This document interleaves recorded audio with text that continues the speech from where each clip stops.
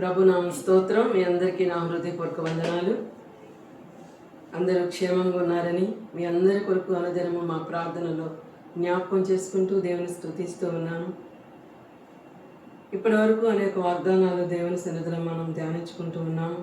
ఈ దినాన మరి ఒక వాక్యంతో మీ ముందుకు రావడానికి దేవుడు చూపిన కృపను బట్టి ఎంతగానో దేవుని స్తుతిస్తూ ఉన్నాను. పరిశుద్ధ గ్రంథంలో నుండి యెషయా గ్రంథం 43వ అధ్యాయము 1-2 వచనములు మనం చదువుకుందాం. యెషయా గ్రంథము 43వ అధ్యాయము 1-2 వచనములు మనం ధ్యానం చేసుకుందాం.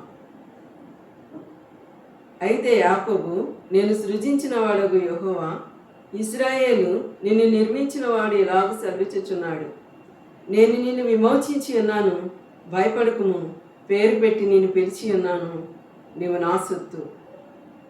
దేవుడు మాట్లాడుతూ ఉన్నాడు యాకోబుతో. నిన్ను సృజించిన వాడగు యెహోవా, ఇశ్రాయేలు నిన్ను నిర్మించిన వాడు ఇలాగ సెలవిస్తూ ఉన్నాడని ఇశ్రాయేలుగా మార్చబడినటువంటి యాకోబుతో దేవుడు మాట్లాడుతూ ఉన్నాడు. నేను నిన్ను విమోచించి ఉన్నాను, భయపడకుము, పేరు పెట్టి నిన్ను పిలిచి ఉన్నాను, నీవు నా సొత్తు అంటున్నాడు. నువ్వు భయపడద్దు, నిన్ను పిలిచి ఉన్నాను.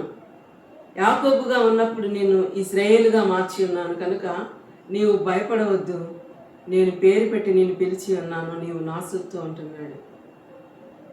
ఎవరైతే ఆయన రక్తంతో కడుగబడతారో, ఎవరైతే పాపములను ఒప్పుకొని బాప్తిసం పొంది ఆయన శిలువ రక్తం చేత విమోచింపబడతారో వారందరూ కూడా ఆయన సొత్తే. ఎందుకంటే మనము మన సొత్తు కాదు, దేవుని సొత్తు అయి ఉన్నాము. ఆయన నిర్మించిన ప్రజలమై ఉన్నాము.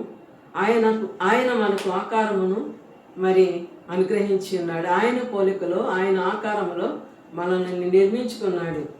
అందుచేత భయపడకుము, పేరు పెట్టి నేను పిలిచి ఉన్నాను, నీవు నా సొత్తు అంటున్నాడు.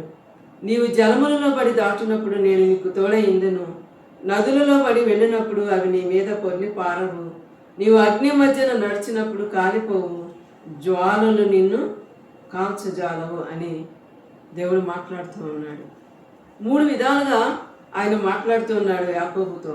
నీవు జలములలో పడి దాటినప్పుడు నేను నీకు తోడయిందును. అవును, ఇశ్రాయేలీలు ఐగుప్తు దేశం నుండి కానానుకు ప్రయాణం చేసే క్రమంలో మధ్య మార్గములో ఎర్ర సముద్రం అడ్డుగా వచ్చినప్పుడు ఆ ఎర్ర సముద్రమును దాటడానికి, ఆ జలములలో నుండి ప్రయాణం చేయడానికి దేవుడు ఎర్ర సముద్రమును పాయలుగా చేసి ఆరణ్యాలు కనబడినట్లుగా చేసి వాళ్ళందరూ కూడా ఆరణ్యాల మీద నడుచున్నట్లుగా వారిని నడిపించాడు దేవుడు.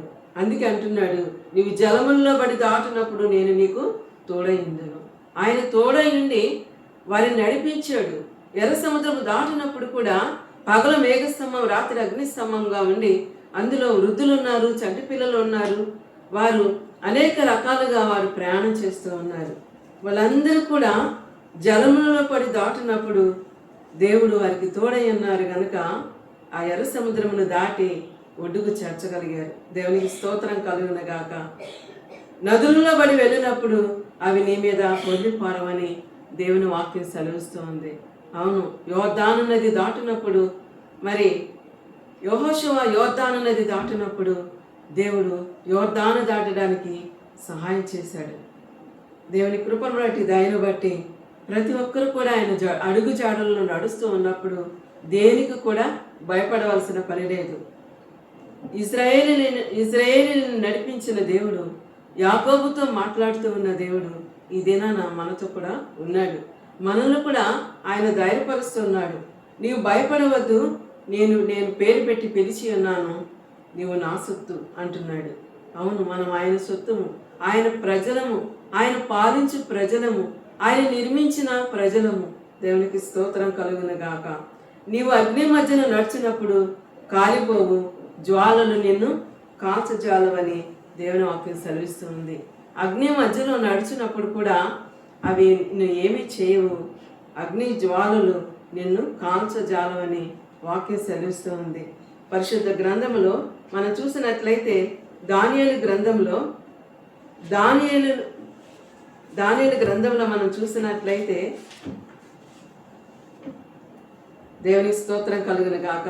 3వ అధ్యాయము 25, 26 వచనాలు మనం చూసినట్లయితే దానియేలుతో దేవుడు ఏ రీతిగా చేశాడు, నడిపించాడో, దానియేలుని ఏ రీతిగా కాపాడాడో మనం అనేక రీతులుగా మనం చూస్తూ ఉన్నాం. దానియేలు గ్రంథంలో షడ్రక్, మేషక్, అబేద్నెగోలు అని వారు ముగ్గురు కూడా మరి వారు చేయమని పని చేయనప్పుడు రాజాజ్ఞకు లోబడి వారిని అగ్నిగుండంలో వేశారు. అగ్నిగుండంలో వేయబడినప్పుడు దేవుడు అగ్నిగుండంలో వేసి ఉన్నాడు.